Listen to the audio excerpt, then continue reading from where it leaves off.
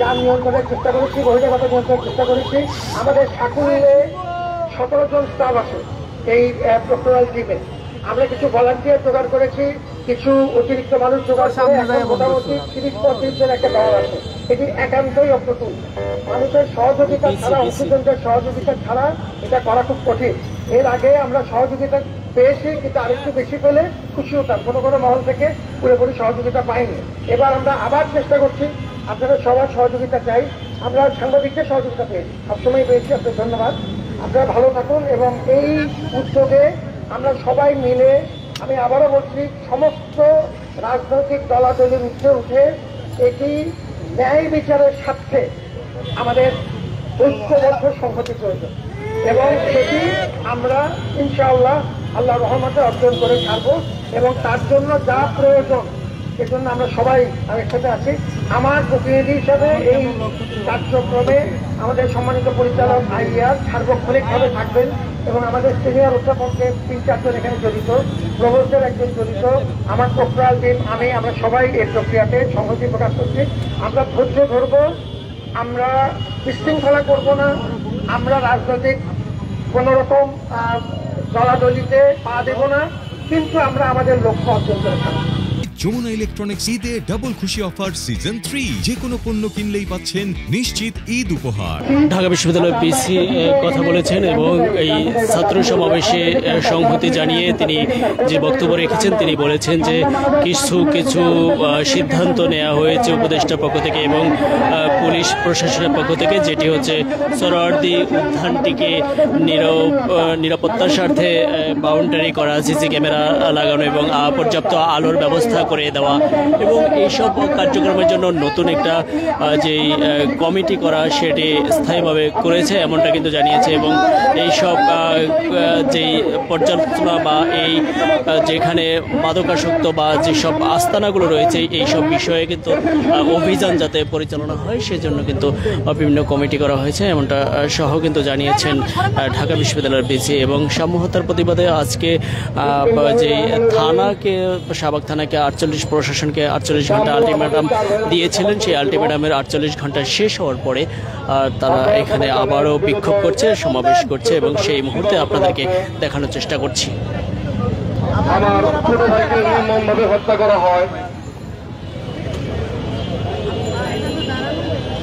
12:15 doctor তাকে মৃত ঘোষণা করে। আমাদের পরিবারের পক্ষ থেকে একটা মামলা দায়ের করা হয়েছে।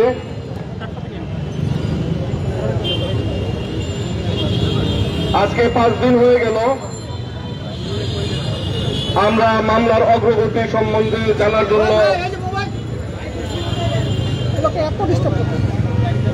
পুলিশ প্রশাসনের কাছে দাবি জানাই, মামলার অগ্রগতি কতটুকু হয়েছে। ঘটনার দিন রাত্রে 3 জনকে গ্রেপ্তার করা হয়েছিল। প্রত্যক্ষদর্শী এবং সাম্যর সাথে অবস্থানকারী 2 জন বন্ধুর ভাষ্য মতে 10-12 জনের অজ্ঞাতনামা মামলা জারি করা হয়। যেহেতু ঘটনার প্রথম দিনে 3 জন গ্রেপ্তার হয়, আজ 5 দিন হয়ে গেল, বাকি কয়েকজনকে গ্রেপ্তার করতে এত দেরি হওয়ার কথা না। পুলিশ প্রশাসনের যদি সদিচ্ছা থাকে, সমস্ত ভিডিও ফুটেজ বাংলা একাডেমি আছে,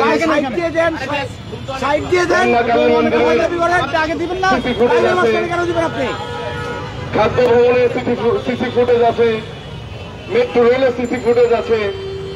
যে সমস্ত মোটরসাইকেল যোগে তারা এসেছিল তাদেরকে বের করা খুব সময়ের বিষয় বলে আমার কাছে মনে হয় না। আরো একটা বিষয় আমার কাছে খুবই খারাপ লেগেছে, আমার ছোট ভাই, সে যথেষ্ট মেধাবী ছিল এবং খুব পরিশ্রমী ছিল। বিশ্ববিদ্যালয়ে অবস্থাতেই সে বিভিন্ন কোচিং সেন্টারে ক্লাস নিত এবং আমাদের পরিবার থেকেও আমরা কখনো তাকে সে কোনো বাজে নেশা, বাজে কিছুতে জড়িত আমরা জানি না। কিন্তু কিছু ফেসবুক বুলিং এ আমি দেখছি যে তারা চরিত্র হননে ব্যস্ত। আমি তাদেরকে সাবধান করে দিতে চাই, আমি তাদেরকে সাবধান করে দিতে চাই, শুধুমাত্র রাজনৈতিক ফায়দা হাসিলের জন্য তোমরা যদি এইভাবে একজন নিরীহ ছেলের চরিত্র হননে লিপ্ত থাকো, তোমাদের পরিণতিও একদিন সাম্যর মতো অবস্থায় আসবে। আমি বিশেষভাবে কৃতজ্ঞ জানাই সাম্যর বন্ধু বান্ধব শিক্ষার্থী, ঢাকা বিশ্ববিদ্যালয়ের প্রক্টর স্যার, ভিসি স্যার। ঘটনার দিন রাত থেকেই তারা আমাদেরকে সাহস শক্তি জুগিয়েছেন। আমি ধন্যবাদ জানাই ছাত্র দলের ছোট ছোট ভাই বোনদের, তারা আমাদের সাথে সব সময় ছিল, এখন পর্যন্ত তারা আমাদের যোগাযোগ রাখছে। আমাদের পরিবার থেকে তাদের প্রতি চিরকৃতজ্ঞ আমরা। আমি বিশ্ববিদ্যালয় প্রশাসন,